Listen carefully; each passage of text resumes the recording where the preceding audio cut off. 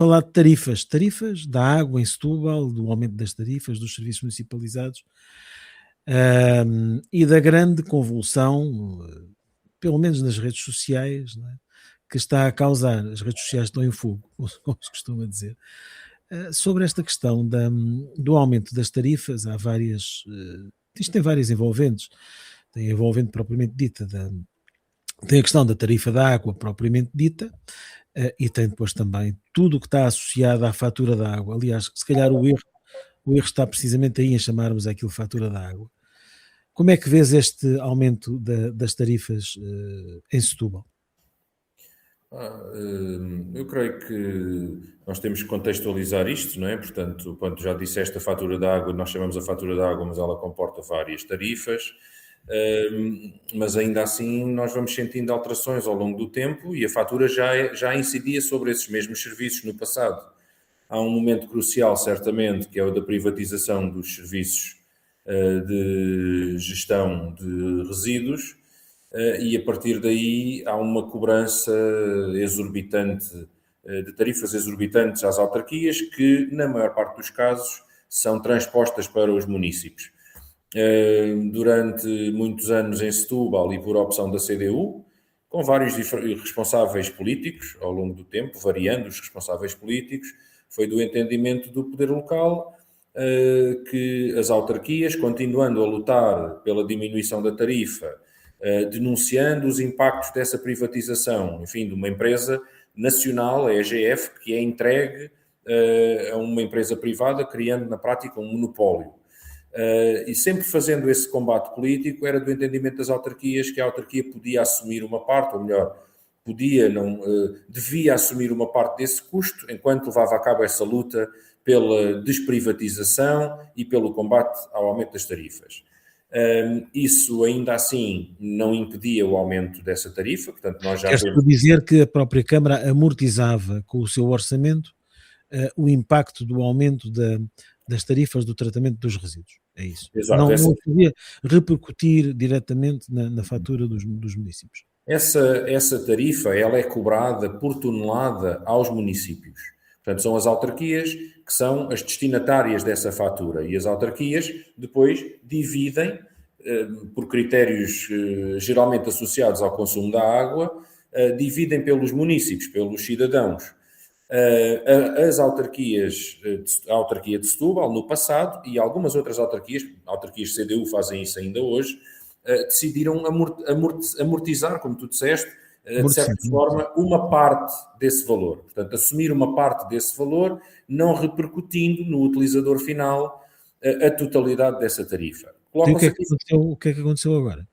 O que aconteceu agora é que, por aprovação na Assembleia Municipal de Setúbal e na Câmara Municipal de Setúbal do novo tarifário, esse custo é inteiramente repercutido no município, portanto, digamos, no utilizador final.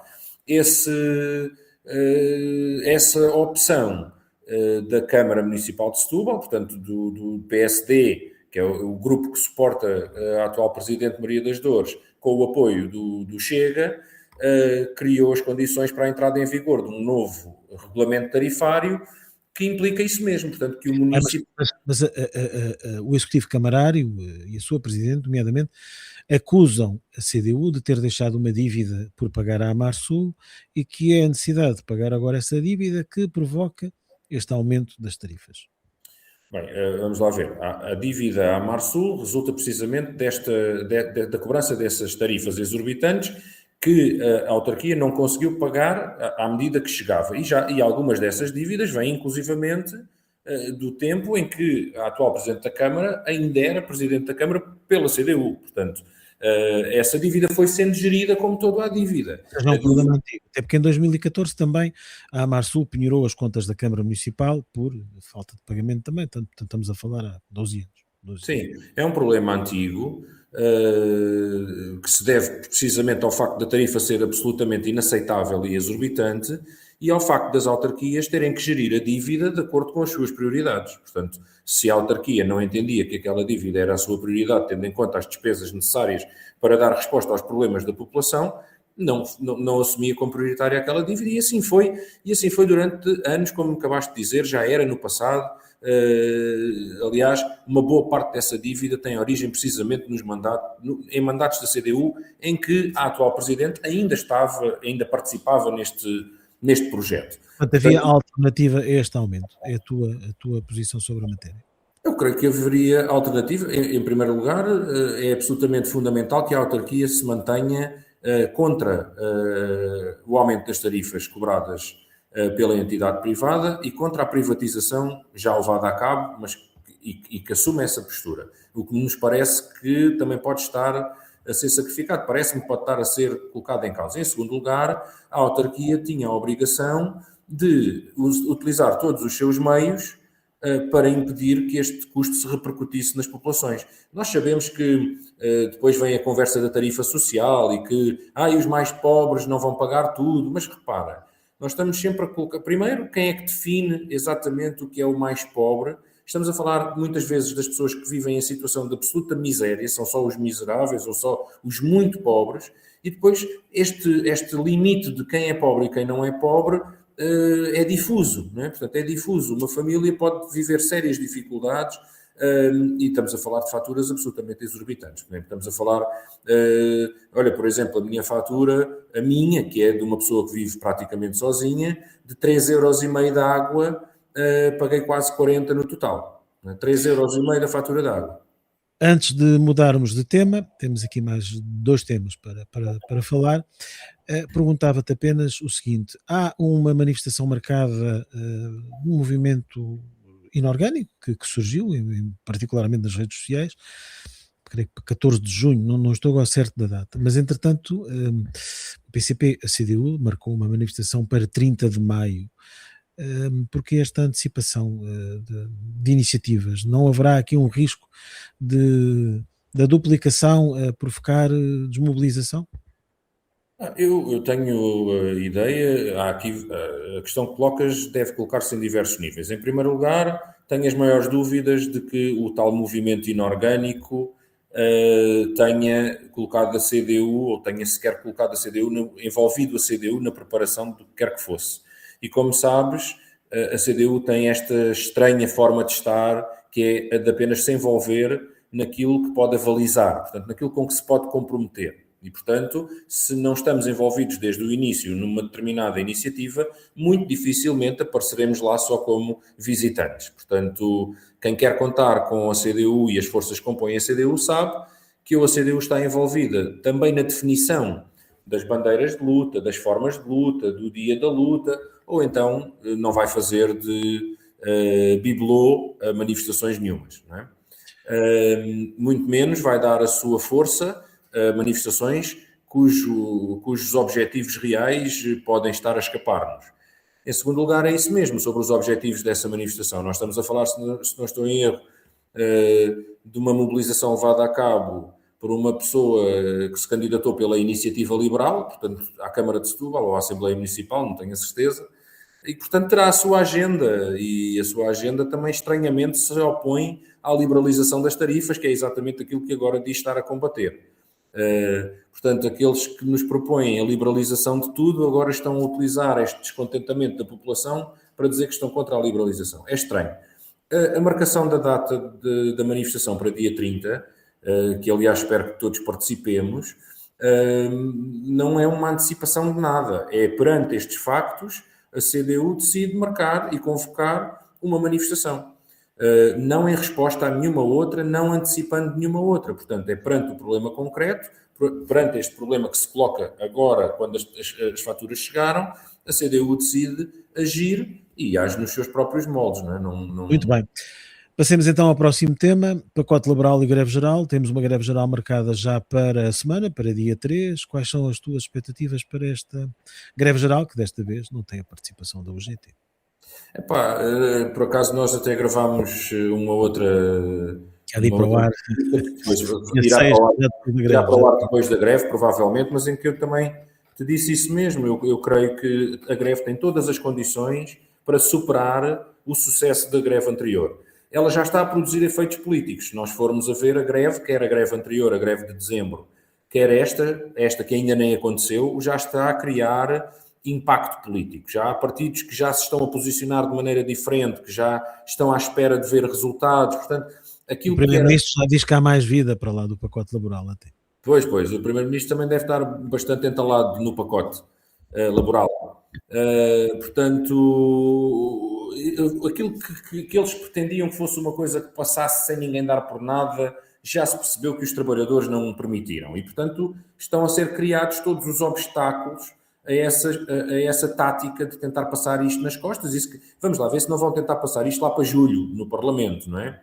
De qualquer das formas, o que eu creio que está neste momento em cima da mesa, e que até há pouco, agora eu acho que hoje até li uma notícia de que os sindicatos dão nota de que estão a ter inscrições maciças de novos sindicalizados, demonstra isto mesmo, é que os trabalhadores estão a perceber que se não for a força de todos unidos, através, nomeadamente, das estruturas sindicais, este governo muito provavelmente está tão comprometido com os patrões que tentará impor esta lei contra tudo e contra todos. E, portanto, os trabalhadores também já perceberam que uma greve da dimensão da greve de dezembro teve muito impacto e, portanto, se o impacto agora for redobrado, certamente estará derrotado este pacote. Porque este pacote está politicamente derrotado, atenção, ele está politicamente derriado. Mas façamos aqui um exercício meramente especulativo. Institucionalmente é que ainda sobrevive.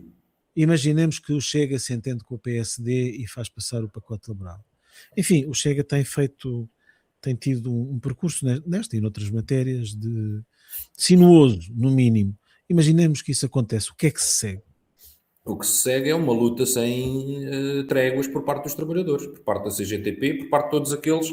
Eu não posso falar pela CGTP, mas analiso as suas declarações e o seu grau de compromisso com a luta. E, portanto, caso algum partido venha a viabilizar na Assembleia da República este pacote laboral, esse partido assumirá as consequências disso e os trabalhadores assumirão a luta como a bandeira fundamental para derrotar este pacote. Dirás, bem, outros pacotes no passado foram aprovados. Verdade, outros pacotes no passado prejudiciais foram aprovados. Mas, em grande parte, os pacotes não avançaram tanto como os governos queriam, precisamente por causa da luta. Ou seja, os pacotes laborais do passado, o Código do Trabalho, não foram tão longe quanto eles queriam, precisamente porque houve luta. E este, se a luta correr bem, não dará nem mais um passo. Antes de passarmos ao próximo tema, pedia-te apenas que destacasses aqui o que te parecem ser os aspectos mais gravosos deste pacote laboral para os trabalhadores, na vida concreta dos trabalhadores, no seu dia-a-dia.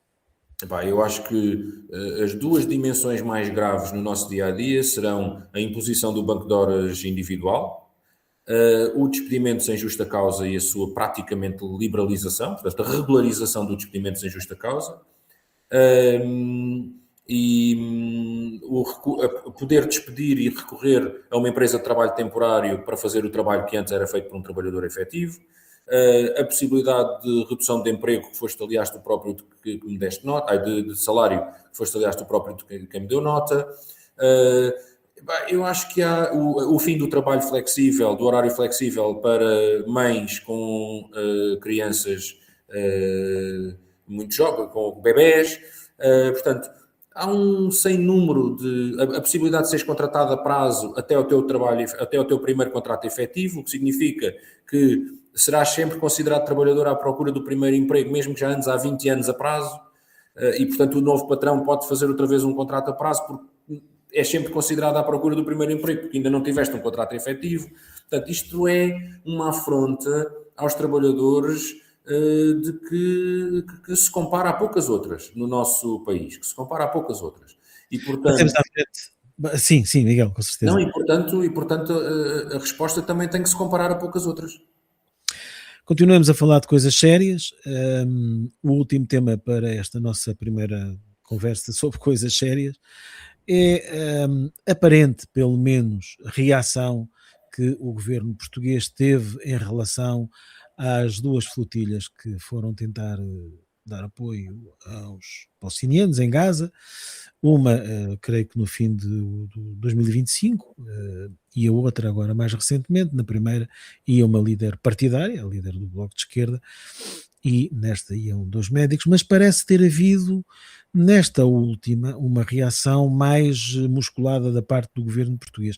É claro que houve também aquele vídeo do ministro, do Ben-Gvir, que enfim, enfim, não seria fácil não reagir. Mas achas que houve alguma distinção entre as duas flotilhas e houve reações diferentes da parte do governo português? Olha, eu acho que se trata apenas de uma mera gestão de crise, de prejuízos por parte do governo.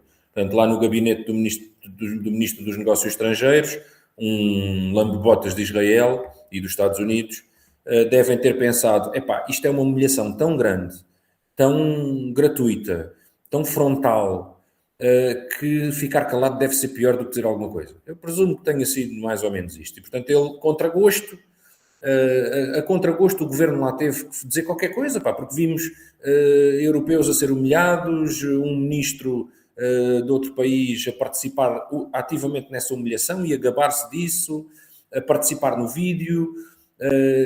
E, portanto, aquela agressão que nós pensávamos tranquilamente reservada a quem tem a tez da sua pele mais escura, quem tem a sua tez mais escura, afinal também desabou sobre os louros europeus e os menos louros portugueses. E, portanto, eu acho que eles pensaram: epá, nós não podemos ficar calados, até porque muitos outros líderes de outros países que tinham participantes na flotilha também intervieram, também disseram que era inaceitável, e eu creio que o governo fez uma gestão de dano, mas que o fez a contragosto. Eu creio que o governo, no seu coração, no seu interior, está do lado dos que espancam os ativistas e matam os palestinianos. Bem, mas agora há a ameaça da parte do governo de não continuar a participar no acordo comercial da União Europeia, não estou certo que o nome seja exatamente assim, da União Europeia com Israel. Há aqui, há aqui avanços na posição. O que eu vi por parte do governo foi que o governo estaria disponível ou entenderia por bem que parte do acordo fosse suspensa. Uma pequena parte do acordo fosse suspensa. Uma espécie de ralhete. Mas, tanto quanto sei, nem o governo, nem os seus representantes, os representantes das suas forças políticas nas instâncias europeias, defenderam o fim do acordo. Acho que não é aí que está colocada a questão. Sim, sim, sim. Haverá uma mudança, só para terminarmos, haverá uma mudança nas opiniões públicas europeias sobre esta matéria? Isto é, se calhar já tinha havido, mas o reforço dessa mudança estará a arrastar mais os governos neste momento? Eu acho que, lá está, os governos podem ter os compromissos que quiserem e ser capazes de quem quiserem. Mas se os povos começarem a levantar-se, não há governo que resista. E, portanto, eles estarão a fazer a sua... enfim, a procurar os seus compromissos sem trair os seus donos, os seus donos Estados Unidos da América e Israel, mas gerindo o apoio popular que têm nos seus países. Isto não será igual em todos os países, não se aplica a todos os países da União Europeia, claro, digo, principalmente ao nosso governo e a alguns outros que têm vindo a manifestar algum desconforto. Mas é um desconforto que esteve até agora, praticamente em todos estes países, com algumas honrosas exceções no quadro da União Europeia, é um desconforto que esteve amordaçado até agora. Ou então não é desconforto nenhum, não é? Porque estavam confortáveis com o genocídio que está a ocorrer a poucos metros daqui em direção ao Oriente.